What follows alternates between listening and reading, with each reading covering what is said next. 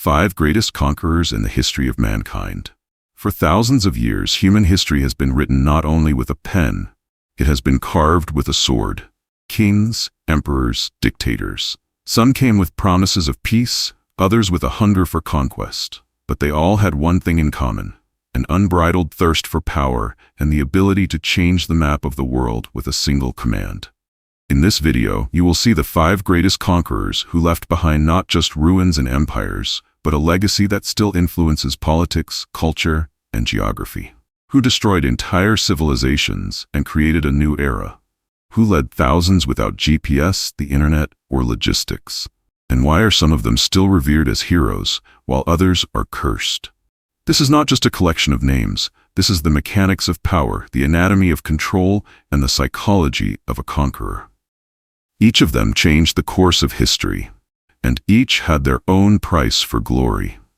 Watch until the end, because the last name on the list will surprise even those who think they know history. Because the most terrible conquerors are not always the loudest. Alexander the Great is the first on our list. He was called the King, a disciple of Aristotle, the ruler of Asia, a man who at 23 began to conquer the world, and did it so quickly that to this day, historians call it a phenomenon that no one has repeated. In 336 BC, after the mysterious murder of his father, King Philip II, young Alexander ascended the throne of Macedonia. But instead of simply preserving his father's possessions, he moved on. His goal was incredible: to establish power over all of Persia, the most powerful empire of the time. And he did it. In just 11 years, Alexander marched with his army more than 30,000 kilometers, from the Balkans to the Indus Valley, from the palaces of Memphis to the Hindu Kush Mountains. He defeated the troops of Darius III in 3 key battles: Granicus, Issus, and Gaugamela. After the last, Persia fell. Alexander didn't just fight. He built an empire through the fusion of cultures. His idea was not destruction, but integration. He married women from the East, taught his warriors Eastern traditions, and built cities, among them the famous Alexandria in Egypt, which became a center of learning for centuries. In myths and legends, Alexander is often portrayed as a demigod, the chosen one of fate. But behind the myths lies the harsh truth. His army was not the largest, but it was disciplined, fast, and fanatically loyal. He himself walked on the front lines. He himself tore through the defenses. He himself was an example. But his life ended as suddenly as his rise. At the age of only 32, he died in Babylon. The reason is still unclear: illness, poisoning, overwork. But he left behind an empire that stretched from the Aegean Sea to India, the largest the world had seen at that time. Alexander changed not only the map of the world, he changed the logic of conquest. From then on, a conqueror is not just someone who takes up the sword. He is someone who unites and conquers with an idea. Second on the list is Genghis Khan. His name was a curse in many languages, a symbol of destruction for some, and a genius of strategic thinking for others. A man who started with nothing, no throne, no army, no inheritance, and ended his life as the ruler of the largest land empire in human history. His real name is Temujin. He was born around 1162 in the cruel world of the Mongolian steppes, where tribes fought for survival, and the word law had meaning only around the campfire. His father was killed, his clan betrayed, his family exiled. But instead of becoming another dead nomad, Temujin united his enemies. He changed the rules of the game. In 1206, he received a new name, Genghis Khan, which means all-powerful ruler. From this moment began an era that transformed the Mongol horde into an empire stretching from the Pacific Ocean to the shores of the Caspian Sea. His conquests were lightning fast, ruthless, but not chaotic.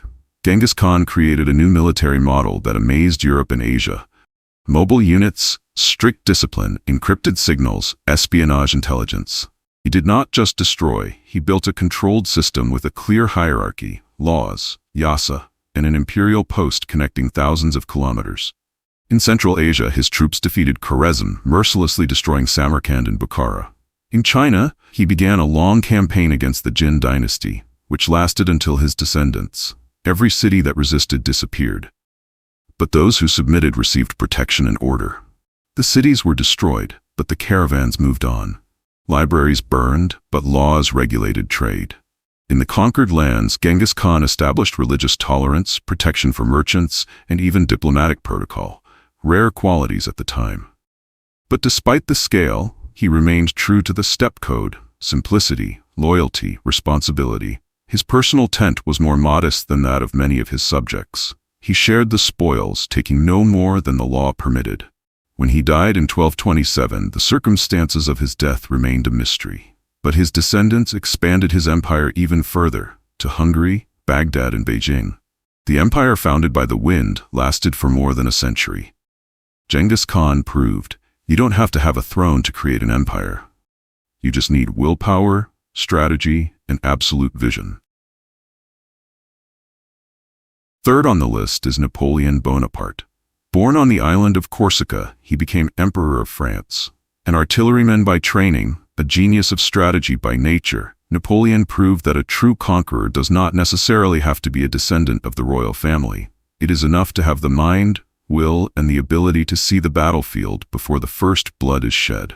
In 1799, France was exhausted by revolution, chaos, and wars. It was then that Bonaparte carried out a coup d'état and soon became first consul. Already in 1804, he crowned himself emperor in Notre Dame Cathedral in Paris. The gesture that symbolized his power came from himself and not from the church or the aristocracy. Napoleon fought more than 60 battles and won most of them. His fame thundered from the Pyrenees to the Volga. The armies of Austria, Prussia, Russia, and even Great Britain lost to him at different times. His method was maneuverability, lightning-fast concentration of forces, and unexpected strikes. He turned the army into a mobile machine where each corps could act autonomously, but all served one goal: victory. In 1805, Napoleon defeated the combined forces of Austria and Russia at Austerlitz, a battle that he himself called the greatest of all that he fought. In 1806, he destroyed the Prussian army at Jena. The empire expanded. Napoleon created satellite states in Italy, Germany, Spain, and Poland.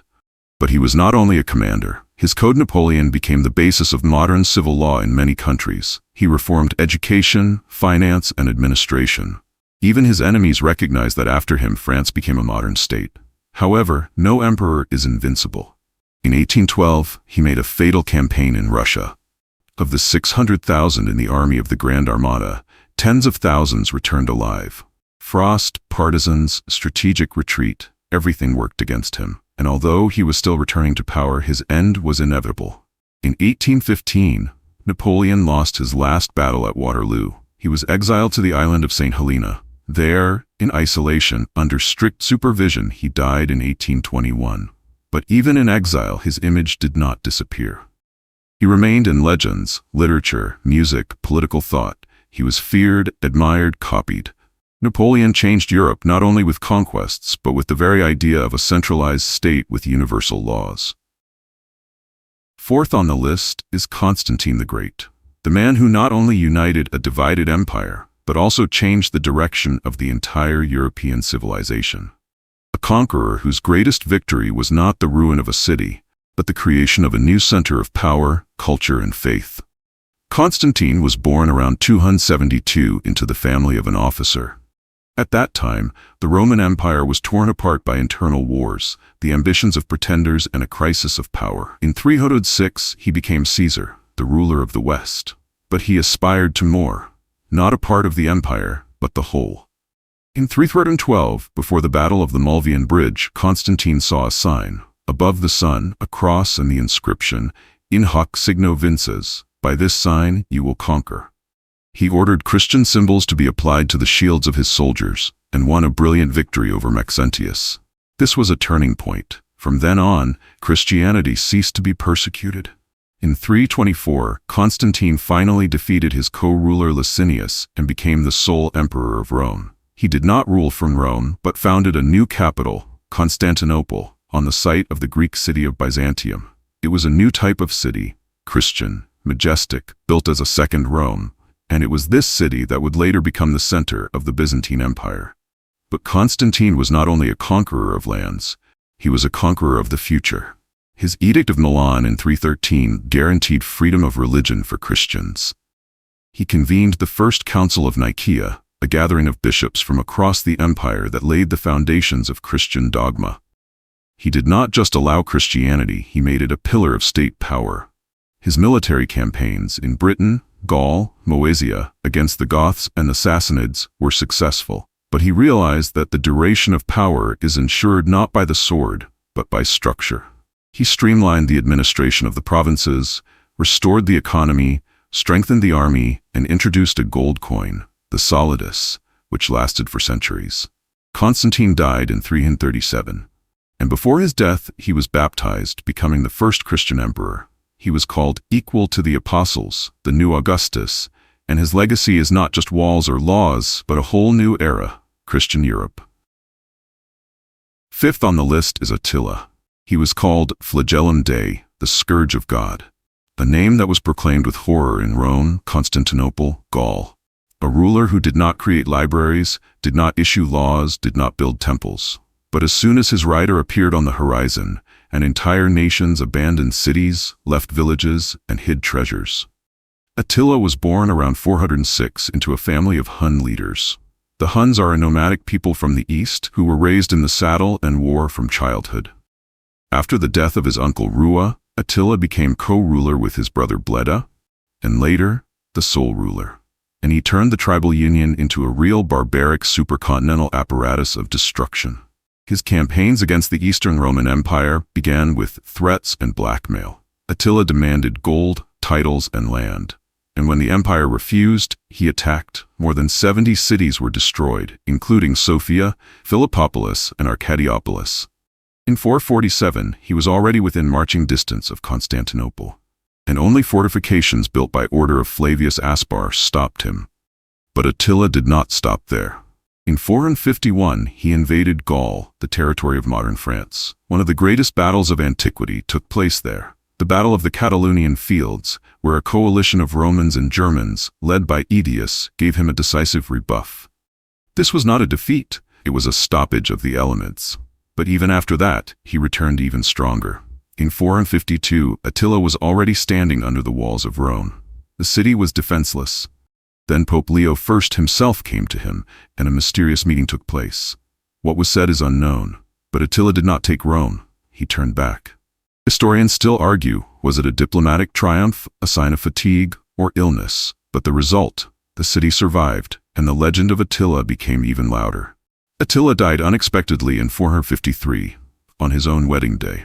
Legend has it that he suffocated from hemorrhage, others say he was poisoned. His body was buried secretly in 3 coffins, iron, silver, and gold, and the slaves who dug the grave were executed so that no one would know the burial place. Attila did not leave the cities, but he left a tremor in the cultural memory of Europe. For Rome, it was a signal of collapse. For the Germanic tribes, fear of the East. For descendants, a symbol of power that does not need either books or temples to make history tremble. From the Alexandrian East to the Hun raids into Europe, from the marshes of Gaul to the sands of Persia, the conquerors came, not as guests, but as storms that broke the old order and left behind a new geography of the world. Alexander led by thought, Genghis Khan, fear, Napoleon, structure, Constantine, faith, Attila, chaos. Each of them acted in his own era at his own end of the map, but they all had one thing in common: they did not adapt to the world. They broke it and built a new one. The empires they created have long since fallen. The walls are destroyed, the throne rooms are silent, the coins of their faces are the dust of historians. But their names are alive, because history does not remember dates, it remembers will.